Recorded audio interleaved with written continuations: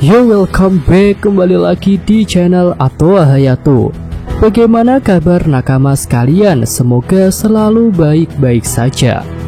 Yosa chapter 1135 yang lalu sudah memperlihatkan pergerakan dari dua karakter misterius yang berteleportasi ke Pulau Elbaf.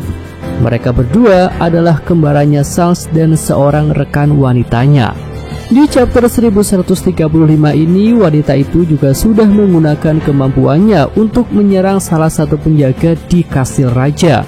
Serangan itu berupa lilitan perban yang membelenggu beberapa bagian tubuh penjaga raksasa itu. Sang raksasa pun langsung jatuh kesakitan. Melihat reaksi raksasa itu, sepertinya serangan si wanita misterius tidak hanya memiliki efek sekali serang, tetapi menimbulkan efek serangan yang berkelanjutan, yang tentu saja efeknya akan sangat menyiksa bagi target yang terkena serangannya. Nah, jika melihat benda yang digunakannya adalah perban, maka ada satu jenis kekuatan yang sesuai. Perban itu kan biasanya digunakan untuk membalut anggota tubuh yang mengalami luka. Jika digunakan sesuai fungsi perban yang sebenarnya, maka kemampuan si wanita misterius itu harusnya adalah kemampuan penyembuhan. Tapi bagaimana jika kemampuannya malah bertolak belakang dengan fungsi perban? Dalam artian, bagian tubuh yang terkena perbannya itu malah akan menjadi bagian tubuh yang sakit, layaknya bagian tubuh yang sedang diperban. Karena hal itu, penjaga raksasa yang tadinya segar bugar jadi memiliki luka di tubuhnya setelah menerima serangan lilitan perban dari sang wanita misterius. Nah, setelah itu si wanita misterius kembali bertanya mengenai lokasi keberadaan Loki. Kali ini para raksasa yang sudah terdesak tak punya pilihan lain. Mereka pun mengatakan di mana Loki berada.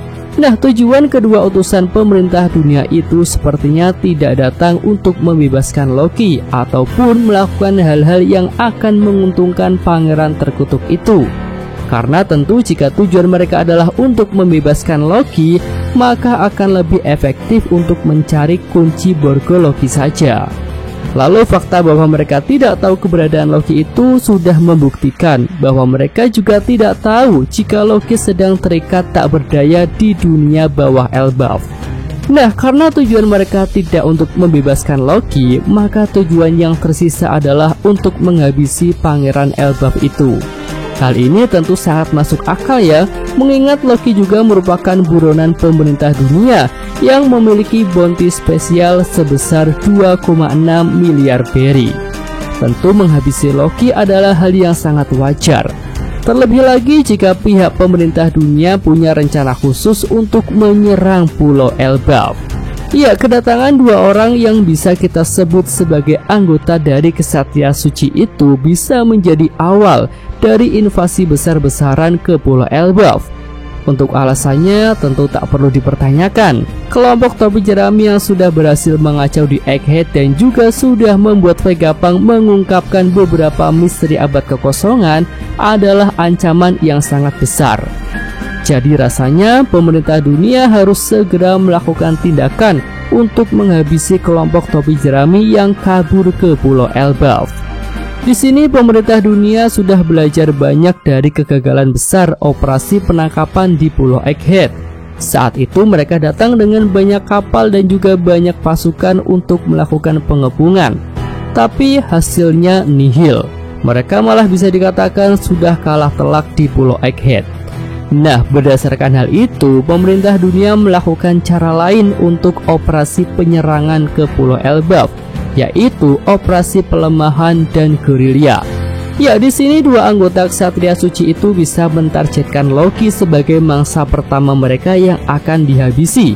Karena jika Loki sudah tumbang, maka kekuatan para raksasa Elbaf akan sangat berkurang, mengingat Loki ini adalah raksasa terkuat di sana.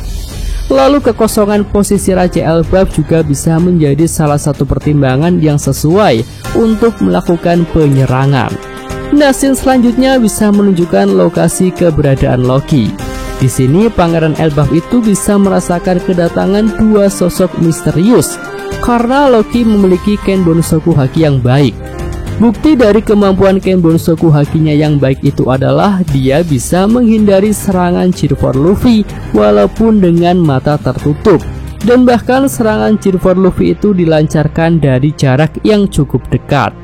Di sini Loki bisa terus mengaktifkan Ken Bonsoku Hakinya mengingat keadaannya saat ini juga sedang tidak berdaya. Dan karena sering dilatih, maka Ken Bonsoku Haki Loki berkembang dengan pesat. Hal itu membuat jangkauannya jadi semakin luas, bahkan bisa sampai ke bagian dunia lain Elbaf. Sementara itu, Luffy dan kru topi jerami yang sedang berpesta tidak merasakan kehadiran dua anggota Ksatria Suci itu, karena mereka tidak sedang mengaktifkan Ken Bonsoku Hakinya. Nah, selain untuk melakukan pengejaran kepada bajak laut topi jerami, penyerangan ke Elbaf juga bisa dimaksudkan untuk memulai pertempuran besar di negeri raksasa itu. Ya, saat ini kita tahu ya bahwa negeri raksasa Elbaf sudah damai. Raja Halar sudah berhasil merubah citra Elbaf yang tadinya adalah negeri yang suka kekerasan dan pertempuran menjadi negeri yang cinta damai dan lebih mengutamakan kepentingan perdagangan. Bahkan program nasional Raja Halar itu sudah diterapkan mulai dari bangku sekolah, sehingga bisa menghasilkan anak-anak penerus bangsa yang cinta damai dan tidak suka kekerasan. Hal ini tentu bisa menjadi mimpi buruk bagi pemerintah dunia. Jika Elbaf damai dan menjadi terbuka untuk perdagangan, maka negara-negara lain bisa menjalin aliansi dengan Elbaf. Jika hal itu terjadi, maka dominasi pemerintah dunia akan mulai berkurang. Jika dibiarkan terus-menerus, maka negeri yang berafiliasi dengan Elbaf bisa saja menjadi musuh yang akan menggulingkan pemerintah dunia. Nah, selain untuk melemahkan kekuatan Elbaf, menghabisi Loki bisa membuat buah iblis legendaris yang dimakannya jadi terlahir kembali. Karena itu adalah buah legendaris, tentu kekuatannya bukan kaleng-kaleng. Pemerintah dunia pastilah juga menginginkannya. Nah, kembali kepada Loki. Setelah merasakan kedatangan dua sosok kuat, Loki juga bisa tahu bahwa mereka punya niat jahat. Tapi kembali lagi, di sini Loki tak bisa berbuat banyak. Dia hanya bisa menunggu Luffy untuk menjalankan janji yang sudah mereka sepakati. Ya, walaupun diperkenalkan sebagai raksasa yang jahat dan suka berkata kasar, Luffy tampaknya tidak menganggap Loki sebagai orang jahat. Santai di sini bukan dalam artian tidak takut karena merasa lebih kuat ya, tetapi terlihat lebih nyaman aja. Hal itu pun diungkapkan oleh sahabat Loki yaitu Mosa. Mosa berpendapat bahwa Loki sebenarnya adalah orang baik, walaupun sering berkata kasar dan juga mengancam. Ya, tampaknya Luffy akan menolong Loki sih jika kedua anggota Ksatria Suci itu datang untuk menyerang Loki. Oke, itu aja pembahasan untuk video kali ini. Jika nakama sekalian punya pendapat lain yang lebih bagus, silahkan bisa tulis pada kolom komentar. Yosa Mimin Atwa Hayato. Terima kasih. Oke, cukup sekian video kali ini. Semoga nakama sekalian menyukainya. Terima kasih udah nonton. Jangan lupa like-nya dan subscribe channel Atwa Hayato. Yo!